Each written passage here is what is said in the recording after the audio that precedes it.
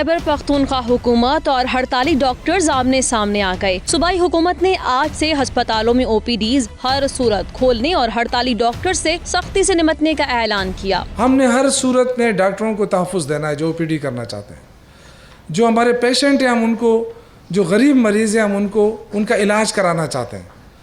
किसी को ये हक हासिल नहीं है कि वो उनका इलाज से रोके। हफ्ते की सुबह OPD खोलने के लिए पुलिस की भारी नफरी बख्तरबंद गाड़ियों समेत अस्पतालों में तैनात कर दी गई। लेडी रीडिंग और खैबर टीचिंग समेत दीगर अस्पतालों में OPD खुली जरूर, लेकिन डॉक्टर्स के बगैर। OPD में डॉक्टर्स न होने के बायस मरीज इलाज मुआलजे के बगैर मायूस वापस लौटते रहे।